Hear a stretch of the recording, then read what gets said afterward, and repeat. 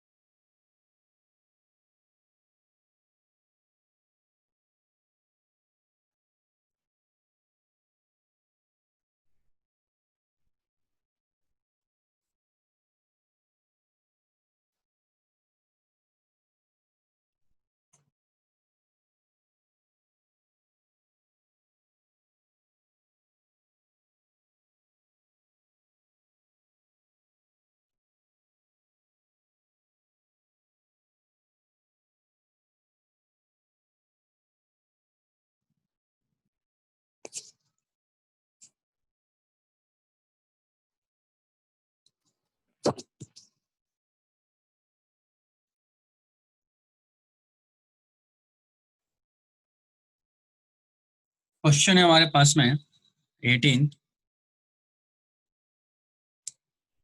The electric field in a region is radially outward with magnitude, यानी एक तरह से स्फेरिकल सिस्टम है। The charge content in a sphere of radius centered at the origin, ये अपने को बताना है कि टोटल चार्ज कितना होगा। तो मान लो ये हमारे पास में इसकी जो रेडियस दिया है स्फेयर की, ये ए है, और ये स्फेयर हमारे पास में दिया हुआ है जो कि ए इक्वल टू यहाँ दिया हुआ है 2 मीटर है। और अपने को रेडियली इलेक्ट्रिक फील्ड दिया हुआ है, चार्ज एंड क्लोज बता सकते हैं। वैसे तो आप इसको कंपेयर करोगे तो उससे भी आ जाएगा, लेकिन फिर भी मैं इसको बेसिक से करके दिखा रहा हूँ। ई इक्वल टू 2 आर दिया है और हमें चार्ज एंड क्लोज बताना है।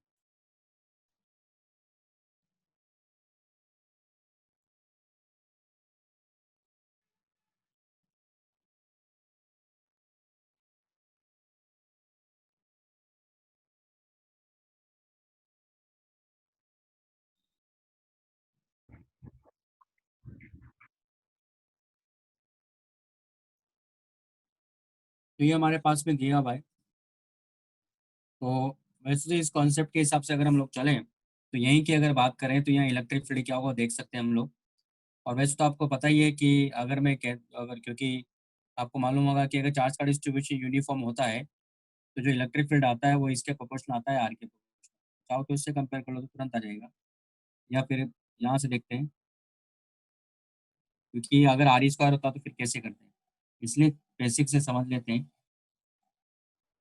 तो यहाँ जो इलेक्ट्रिक फील्ड होगा वो इसके परपेंडिकुलर होगा, यानी सरफेस के परपेंडिकुलर होगा, उसकी वैल्यू क्या होगी ई इक्वल टू 2 × ए होगी ना। यहाँ हमारे पास में कॉन्सेप्ट है कि E vector dot E S vector और close loop, sorry close surface equal to Q N close by epsilon naught. तो यहाँ की अगर आप बात करोगे तो इसको क्या लिखोगे, इंटू 4 पाई ए स्क्वायर, क्योंकि ई और डी एस की डायरेक्शन एक होगी, equal to Q N close by epsilon naught.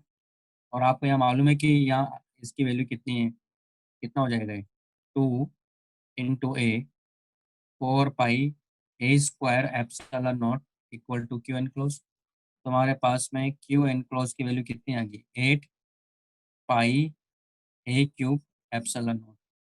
तो ये आंसर आना चाहिए, या नहीं तो आप इससे भी कंपेयर कर सकते थे, रो r/3 एप्सिलॉन नॉट, उससे भी आ जाता। अगर ऐसा करोगे देखो क्या हो जाएगा, इस वैल्यू को यहाँ यूज कर रहा हूँ मैं। तो हमारे पास में आर से तो आर कैंसिल आउट हो गया, तो रो कितना आ गया, तो रो आ गया हमारे पास में 6 एप्सिलॉन नॉट, और रो का मतलब क्या हुआ Q/4/3 pi A cube, multiply कर देंगे उधर तो क्यू इक्वल टू कितना हो गया यहाँ, जो 2 से ये चला जाएगा तो कितना हो गया 8 pi epsilon not a cube. तो इससे भी कर सकते थे आप, और नहीं तो ये गॉस क्लॉज से करना है। क्यों, क्योंकि अगर ये मान लो आर स्क्वायर होता तो। मेरी आवाज नहीं आ रही क्या आप लोगों को? रही है सर। आ रही है सर। मेरी आवाज आ रही है ना सबको? हाँ सर। और ये क्लियर दिख रहा है सबको? हाँ हाँ सर। भाई वीडियो क्लियर दिख रहा है ना? कोई हाँ दिक्कत नहीं सर। ना?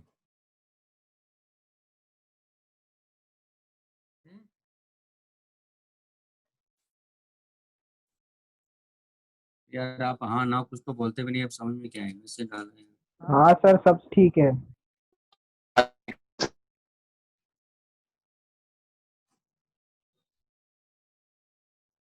हम्म, ठीक है। मेरी आवाज आ रही है ना? हाँ हाँ सर। सर। हेलो। हाँ सर। मेरी आवाज आ रही कि नहीं आ रही है? हाँ आ रही सर। है सर। सत्यम मेरी आवाज आ रही है? आ रही है। और ये क्लियर है ना, पिक्चर क्लियर है पूरा? हाँ सर, क्लियर हाँ है। सर, क्लियर है क्लियर है।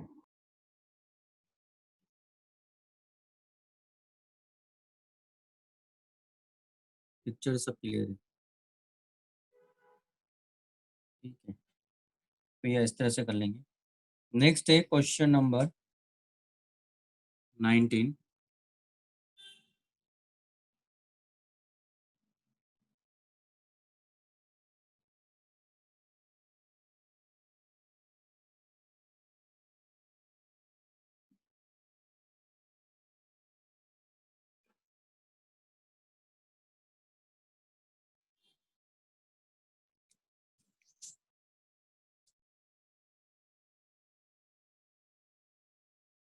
Two isolated metallic solid spheres of radii r and 2r are charged such that both of these have same charge density, यानी चार्ज इसका वाला अलग अलग होगा। The spheres are located far away from each other and connected by a thin conducting wire। तो ये question मैं करवा चुका हूँ वैसे तो आपको। Find the new charge density on the bigger sphere. तो शेयरिंग ऑफ चार्जेस का कॉन्सेप्ट पढ़ाया था मैंने, वही हमने दोनों स्फीयर पर कितना कितना चार्ज आएगा इसका बारे में बात हुई थी। चार सरफेस चार्ज डेंसिटी के बारे में बात हुई थी हमारी। तो फिर से कर लेते हैं चलो इस कॉन्सेप्ट को। तो मान लो ये स्फीयर है और इसके जो रेडियस है ये आर है, और ये दूसरा स्फीयर है जो कि लार्ज डिस्टेंस पर रखा हुआ है। लार्ज डिस्टेंस पर क्यों रखा है? क्योंकि इस पे चार्ज का जो डिस्ट्रीब्यूशन है वो यूनिफॉर्म बना रहे, क्योंकि ऐसा ट्रीट करना है जैसे दोनों आइसोलेटेड है। तो यह स्विच है हमारे पास में, इसको Q1 चार्ज दिया है और इसको Q2 चार्ज दिया है। तो ये कह रहा है कि इस तरह से चार्ज दिया है कि दोनों पे सरफेस चार्ज डेंसिटी क्या है, सेम है, यानी सिग्मा इक्वल टू ये इसका हो जाएगा Q1/4 पाई r स्क्वायर, इसका हो जाएगा sigma equal to Q2/4 pi 2r का होल स्क्वायर।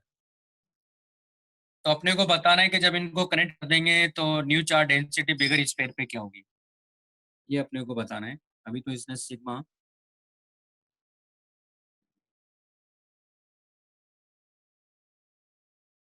तो अभी यहाँ क्या है कि ये स्विच ओपन है ना?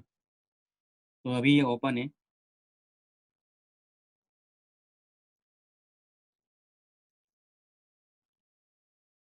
स्विच ओपन है, ठीक है ना? तो अब क्या कर रहा हूँ मैं, आफ्टर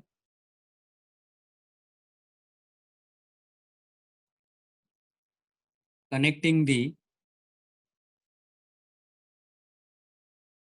स्विच SW, तो कनेक्ट करने के बाद क्या होगा, चार्ज का रिडिस्ट्रीब्यूशन होगा, लेकिन total charge Q1 plus Q2 बना रहेगा। तो इसकी जो रेडियस है वो R है, इस पे चार्ज आ गया मान लेते हैं Q1, इस पे सरफेस चार्ज डेंसिटी सिग्मा 1 होगी, इस पे चार्ज आ गया मान लेते हैं Q2, और इस पे सरफेस चार्ज डेंसिटी सिग्मा 2 होगी। यहाँ चार्ज का डिस्ट्रीब्यूशन यूनिफॉर्म है क्योंकि लार्ज डिस्टेंस पर है दोनों। यहाँ भी चार्ज का डिस्ट्रीब्यूशन यूनिफॉर्म है, तभी हम लोग सरफेस चार्ज डेंसिटी फाइंड कर पाएंगे, वरना पॉसिबल ही नहीं होगा, फिर तो पास पास होंगे। तो टोटल चार्ज क्या होगा हमारे पास? अच्छा, दोनों का पोटेंशियल सेम हो ही जाएगा, तो V इक्वल टू कितना आ जाएगा, K Q1/R, और इधर हो जाएगा V इक्वल टू KQ2/2R। इस बारे में बात हुई थी हमारी कि जब भी दो कंडक्टर को कनेक्ट करोगे उनका पोटेंशियल हमेशा क्या हो जाएगा, सेम हो जाएगा, ठीक है। तो एक तो ये रिलेशन आ गया। यानी क्या रिलेशन आ जाएगा इन दोनों का, क्या आ गया के Q1 by are equal to के Q2 बाई 2R, यानी Q2 इक्वल टू आ जाएगा हमारे पास में 2Q1। एक इक्वेशन तो ये मान लेते हैं। हमें क्या चाहिए दरअसल, यहाँ हमें चाहिए Q2 बाई 4 पाई 2R का होल स्क्वायर, यानी अपने को सिग्मा 2 चाहिए दरअसल। मेन कॉन्सेप्ट, मेन चीज़ क्या चाहिए अपने को, सिग्मा 2 चाहिए। तो हम यहाँ से क्या करेंगे, हमें इन दोनों का ही दे रखा है, तो Q1 Q2 की वैल्यू हम दोनों क्या करेंगे, यहाँ से क्या करेंगे, देखो आर पता है तो सिग्मा इसका दिया हुआ है, सिग्मा इसका दिया हुआ है, तो Q1 Q2 यहाँ से निकाल लोगे। अब टोटल चार्ज क्या है, कांस्टेंट है, क्योंकि चार्ज हमेशा क्या रहता है, कंजर्व रहता है। इनिशियली सिस्टम पे चार्ज क्या था यहाँ, Q1 प्लस Q2, यानी कैपिटल Q1 प्लस Q2, बाद में कितना है Q1 plus Q2। Q1 Q2 वहां से मिल ही जाएगा, Q1 Q2 का एक रिलेशन यहाँ दे रखा है, यहाँ से आपको Q1 Q2 मिल जाएगा। Q1 Q2 मिल गया तो आपको ये सिग्मा 2 भी मिल जाएगा, Q2 बाई 4 पाई 2R का होल स्क्वायर। सॉल्व कर लीजिएगा, आ जाएगा आंसर। Question number 20।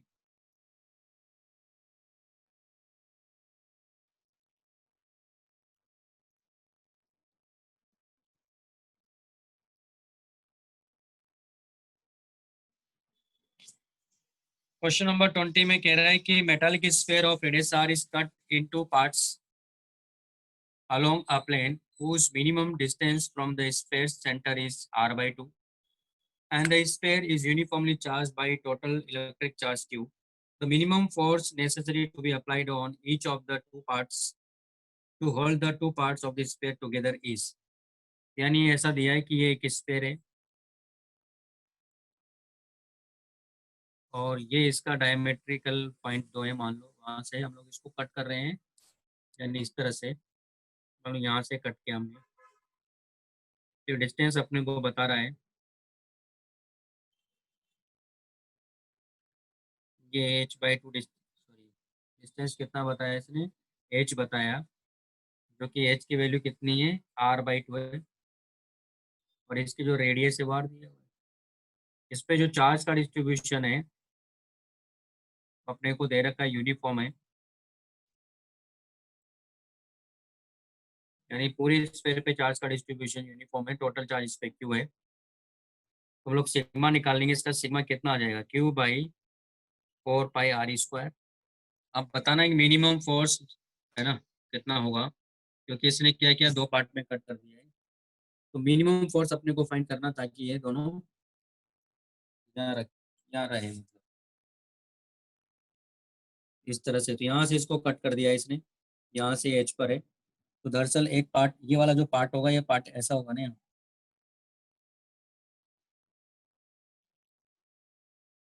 ये पार्ट है। तो यहाँ हमने एक कॉन्सेप्ट पढ़ा था, अगर आपको याद हो, इलेक्ट्रोस्टैटिक प्रेशर वाला, तो आप देख रहे हो कि इस पार्ट पे इलेक्ट्रोस्टैटिक प्रेशर सब जगह क्या होगा, सेम होगा, जो कि σ²/2 एप्सिलॉन नॉट होता है। उसकी वजह से अगर इसको फोर्स देखेंगे तो कैसा लगेगा फोर्स अपने, वो फोर्स दरअसल इस तरह से लगेगा, ये प्रेशर की वजह से फोर्स तो परपेंडिकुलर ही आता है।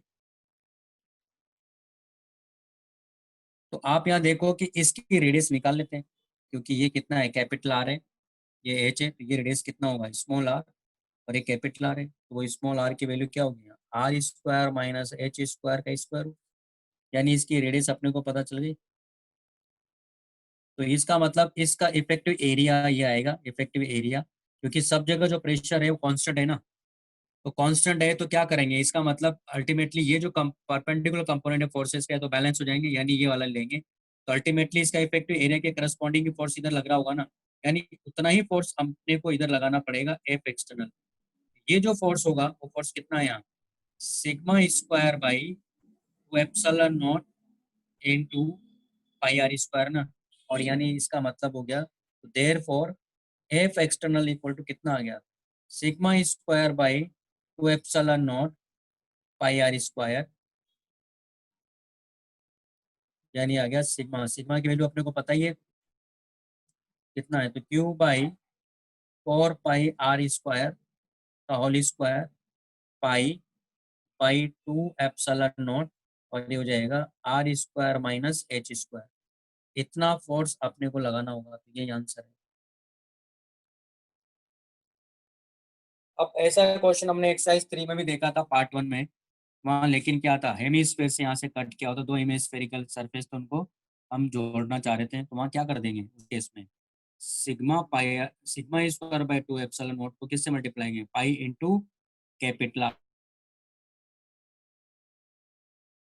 वहाँ क्या आ जाएगा, कैपिटल आर का और स्क्वायर, आंसर ये था वहाँ। आप देखिएगा उस क्वेश्चन को, मैंने कहा था मैं बाद में बताऊंगा इसको, आप देखिएगा इस क्वेश्चन को, आ जाएगा ये आंसर है इसका। सॉल्व कर लीजिए, सिंप्लीफाई कर लीजिए, आ जाएगा। तो ये हो गया एक तो, ठीक है। और क्या था भाई, किस किस के क्वेश्चन रह गए थे, ज्योमेट्रिकल ऑप्टिक्स का क्या रह गया था, एक्सरसाइज 2 का पार्ट 3। ज्योमेट्रिकल ऑप्टिक्स का क्या रह गया था, डिस्कस करें क्या। एक्सरसाइज 2 का पार्ट 3। हम्म,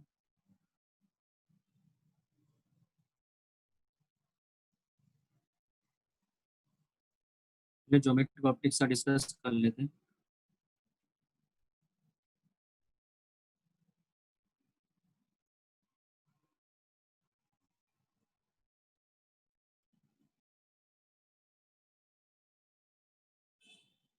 इसका क्या क्या हो गया था भाई, इसका पार्ट 1 डिस्कस कर लिया था ना मैंने, कि रह गया था, पार्ट 1 में कुछ क्वेश्चंस बचे थे डिस्कस करने पार्ट के। 1 ही पूरा कंप्लीट नहीं हुआ था ना, मैंने कहाँ तक किया था, पार्ट 1 14 तक कर लिया था ना।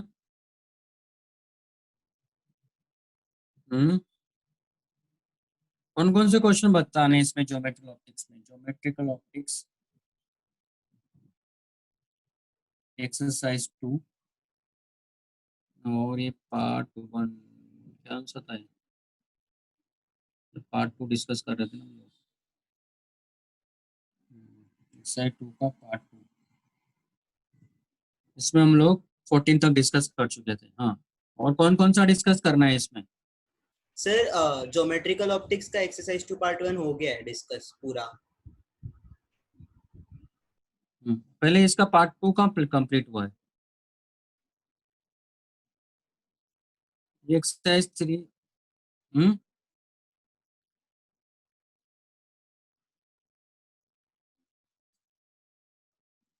इसका पार्ट ये डिस्कस नहीं हुआ ना, बताऊं क्या कौन कौन सा बताना है,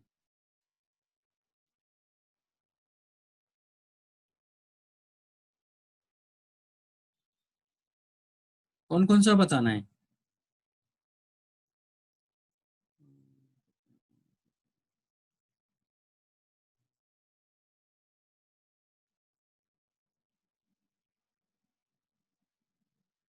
हम्म सर पार्ट 2 हो गया था, पार्ट 3 बचा है।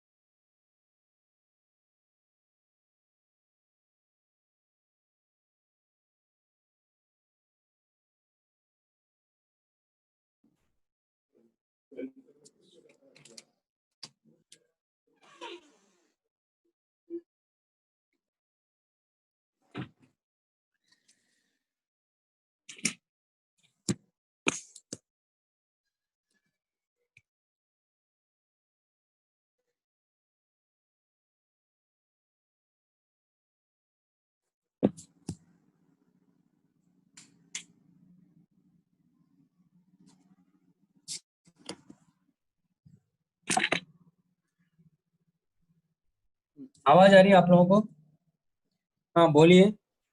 हाँ सर।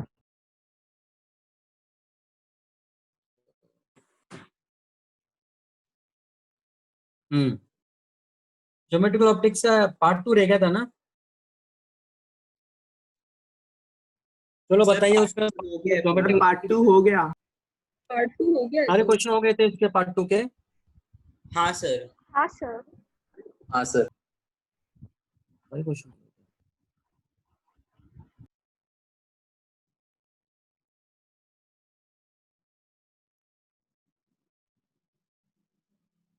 तो पार्ट 3 में पूछिए फिर।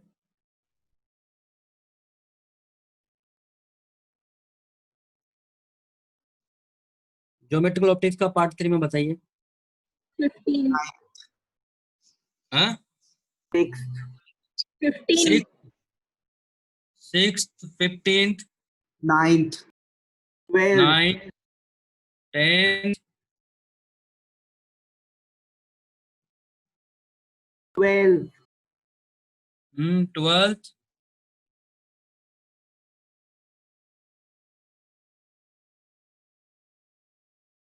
20, हाँ, 20, 14, 20, 20, 14 और भी हैं। ठीक है, चलो करते हैं क्वेश्चन नंबर 6।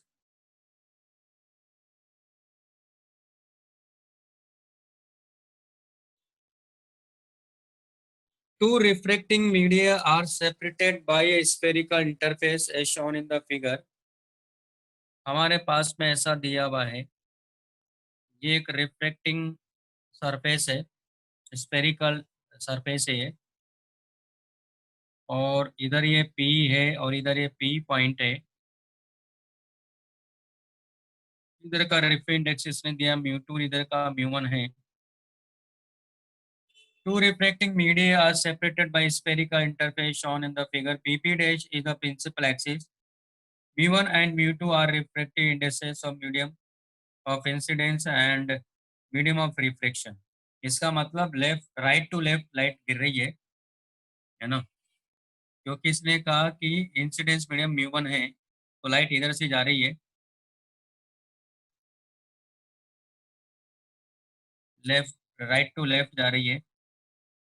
फिर ये कह रहा है कि if μ2 greater than μ1 then there cannot be a real image of a real object.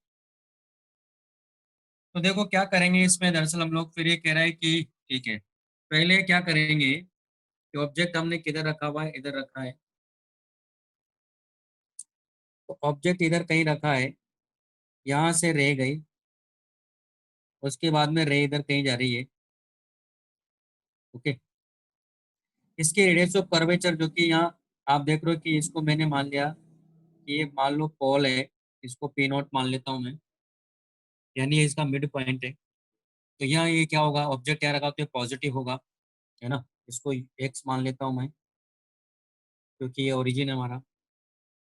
Solve करते हैं, फॉर्मूला लगाते हैं, तो μ2/b नहीं मालूम है, माइनस μ1/, ये क्या हो जाएगा, प्लस एक्स इक्वल टू, इसके लिए क्या लिखेंगे हम लोग, μ2 माइनस μ1/r लिखेंगे, प्लस r लिखेंगे, अगर इसके रेडियस ऑफ कर्वेचर आ रहे तो यहाँ आ जाएगा हमारे पास में μ2/b इक्वल टू, हो जाएगा μ1/x प्लस μ2 माइनस μ1/r। अब ध्यान से देखो इसको, ये पूरा क्वांटिटी पॉजिटिव है, अगर μ2 ग्रेटर देन μ1 हुआ, तो μ2 ग्रेटर देन अगर μ1 हुआ, तो उस केस में आप देखो क्वांटिटी पॉजिटिव, क्वांटिटी पॉजिटिव, तो v क्या मिलेगा, आपको हमेशा पॉजिटिव मिलेगा। v पॉजिटिव मिलने का मतलब हुआ कि आपको हमेशा क्या मिलेगी, वर्चुअल इमेज मिलेगी, क्योंकि v पॉजिटिव का मतलब है कि ये क्या कर रहा होगा, ये डाइवर्ज, ऐसे रेस क्या हो रही होगी, डाइवर्ज हो रही होगी।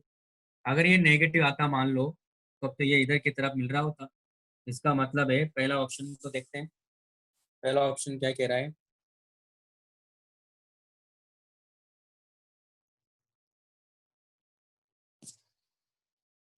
तो μ2 greater than μ1 then there can not be real image of real object, बिल्कुल सही है, ये तो पहला ऑप्शन तो बिल्कुल सही है।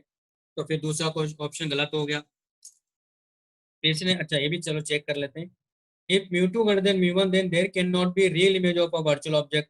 वर्चुअल ऑब्जेक्ट का भी समझ लेते हैं, वर्चुअल ऑब्जेक्ट का मतलब क्या हुआ, इसका मतलब क्या, चलो ये पॉइंट तो हुआ हमारा ए पॉइंट के लिए, बी पॉइंट के लिए भी समझ लेते हैं, क्योंकि आप जज नहीं कर सकते इस चीज को।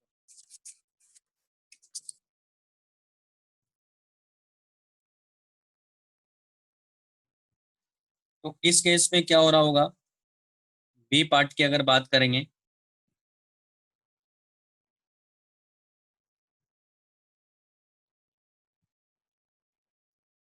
इसका मतलब रे ऐसे गई होगी, तो ये हमारा ऑब्जेक्ट हो जाएगा। तो ये डिस्टेंस मैंने मान लिया कि x है, तो ये हमारे पास ये क्या है, ये μ2 है, ये μ1 है, और ये हमने p0 जो कि पोल मान रहे हैं इसको। तो यहाँ आप देख रहे हो कि u इक्वल टू क्या लिखोगे, -x लिखोगे, वर्चुअल ऑब्जेक्ट हो गया ना।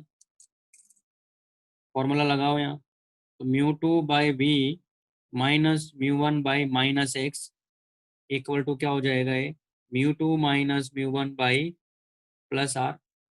तो अब यहाँ देखो ध्यान से, तो μ2v इक्वल टू क्या हो गया यहाँ, ये हो गया μ2 minus μ1/r plus, sorry minus, क्योंकि यहाँ प्लस हो गया तो माइनस μ1/r। अब इसमें दो केस बन रहे हैं, एक तो ये हो जाए, इसमें केस एक तो यही है कि पहला केस जो बोल रहा है, इसमें कह रहा है, हम बात कर रहे हैं μ2 ग्रेटर देन μ1 की बात कर रहे हैं। तो इसमें दो केस बन रहे हैं।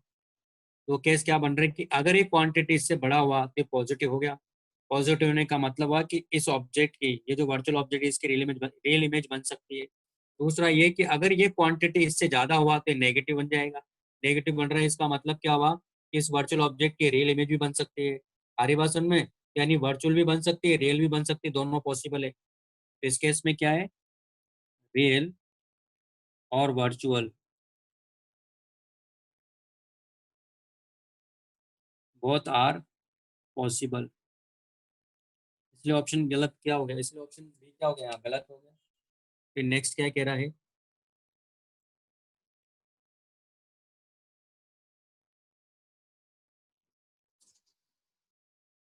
फिर ये क्या है कि अगर μ1 greater than μ2 then there can not be virtual image of a virtual object. Virtual अब देख लेते हैं यहाँ भी, यानी अगर इसी ऑप्शन की बात करें तो ये कह रहा है कि μ1 ग्रेटर देन अगर μ2 हुआ, तो यहाँ देखो इसी फॉर्मूले को देखो, μ2/v, क्योंकि वर्चुअल ऑब्जेक्ट लिया हुआ है हमने। तो इस केस में क्या हो जाएगा, देखो अब आप, इस केस में ये नेगेटिव आ गया, ये भी नेगेटिव आ गया, तो क्या बन गया देखो, माइनस बार लेंगे ना, तो माइनस बार लेंगे तो क्या मिलेगा, μ1 माइनस μ2/r। ये पूरा पॉजिटिव हो गया, क्यों, क्योंकि μ1 ग्रेटर देन μ2 दिया हुआ है, प्लस μ1/r, यानी पूरा पॉजिटिव हो गया। इसका मतलब क्या हुआ कि भी नेगेटिव आने का मतलब क्या हुआ, रियल इमेज बनेगी। इस केस में क्या बन रही है, ये तो वर्चुअल इमेज पॉसिबल ही नहीं है। क्या कह रहा है ये, क्वेश्चन में कह रहा है कि then there can not be virtual image of virtual object, बिल्कुल सही है, रियल इमेज ही बनेगी। तो सी बिल्कुल सही हो गया। फिर वापस से देखो, μ1 greater than μ2 then there can not be real image of real object. अब रियल इमेज इसका देख लेते हैं, अगर μ1 ग्रेटर देन μ2 हुआ तो डी ऑप्शन देख लेते हैं। डी में क्या कह रहा है, μ1 ग्रेटर देन μ2 है, तो उस केस में हमारे पास में ये आया था रियल ऑब्जेक्ट के लिए, है ना। रियल ऑब्जेक्ट के लिए पहला ऑप्शन था हमारा पास में। तो पहला ऑप्शन में देखो क्या बन रहा है, अगर ऐसा हुआ तो इस केस में देखो कि हमारे पास में इक्वेशन नंबर 1 है। तो हम बात कर रहे हैं यहाँ फ्रॉम ऑप्शन ए। अगर ऑप्शन ए से लेकर आएंगे तो क्या मिलेगा अपने को, देखो μ2/v equal to μ1/x minus हो जाएगा, और ये क्या मिलेगा, μ1 माइनस μ2, क्योंकि हमारे पास में ये था ना, माइनस बार ले लिया, बाई आर। अब आप देखो इसमें, इसमें तो दो कंडीशन बन गई वापस से, और इसमें क्या था, रियल ऑब्जेक्ट था। इस केस में क्या था, रियल ऑब्जेक्ट था। तो रियल ऑब्जेक्ट था, तो देखो ये पूरा पॉजिटिव अगर हुआ तो वर्चुअल इमेज हो गई ना। इसका मतलब है कि रियल और virtual both images are possible. क्यों, क्योंकि अगर ये पूरा पॉजिटिव हुआ तो भी क्या बना, पॉजिटिव, इसका मतलब वर्चुअल इमेज बनेगी। लेकिन अगर ये मान लो ये क्वांटिटी से ज़्यादा हुई तो नेगेटिव भी तो हो सकता है, तो रियल इमेज भी बन सकती है। तो यानी इसका मतलब ये हो गया। ठीक है, तो देख लो आंसर उस हिसाब से मिल गया। आंसर क्या हो गया इसका,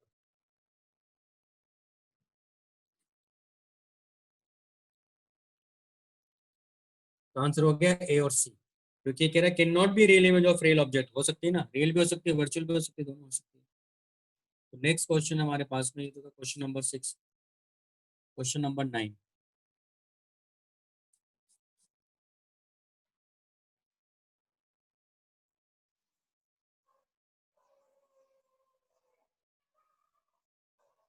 क्वेश्चन नंबर 9 में क्या हो रहा है यहाँ? If a symmetrical biconcave thin lens is cut into two identical halves, they are placed in different ways as shown in the figure. यानी पहले ये इस तरह का था और इसको बीच से कट कर दिया, तो ये 3 तरह से इसको रख सकता है। तो दूसरा और तीसरा तो एक ही मानो, वो कोई डिफरेंट नहीं है ना। और जो पहला वाला फिगर है, पहले वाले में 3 इमेजेस बन सकती है। इसकी कैसे बनती बताता हूँ मैं आपको। पहले आंसर बताता हूँ, आंसर क्या क्या देखो इसका। 3 images will be formed in case 1, बिल्कुल सही बन सकती है। The 2 images will be formed in the case 1, नहीं। The ratio of focal length in 2 and 3 is 1, बिल्कुल सही है। The ratio of focal length 2 and 3 is 2, नहीं। क्यों नहीं है देखो बताता हूँ मैं आपको।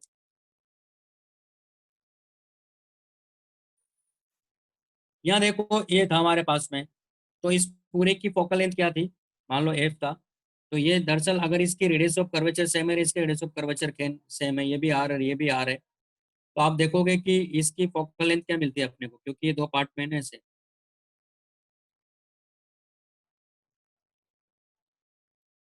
तो इसकी फोकल लेंथ एफ डैश है, इसकी भी क्या है एफ डैश है। तुम्हारे पास इसका क्या है एफ है, तुम्हारे पास कॉन्सेप्ट क्या है 1/f इक्वल टू क्या लिखोगे 1/f dash plus 1/f dash.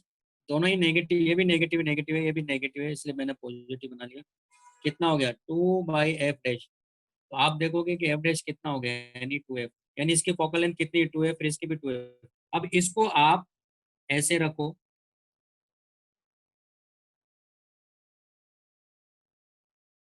या ऐसे रखो,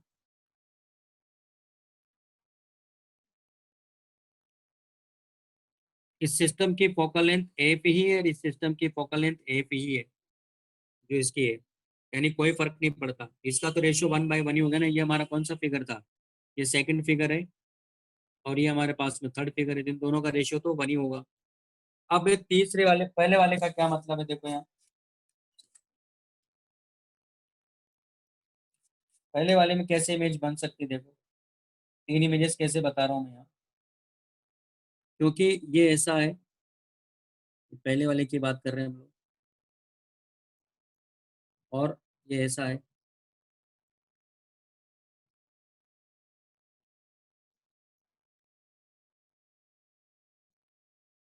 तो अब ऑब्जेक्ट मान लो यहाँ कहीं रखा है, तो एक इसकी वजह से इमेज मिलेगी ना, एक इसकी वजह से इमेज मिलेगी क्योंकि इसकी फोकल लेंथ यहाँ कहीं है ना। मैं एक मिनट और देख लेता हूँ, ये तो फिर आपको कंफ्यूज करेगा क्वेश्चन। ठीक है, तो चलो ऊपर वाले के तो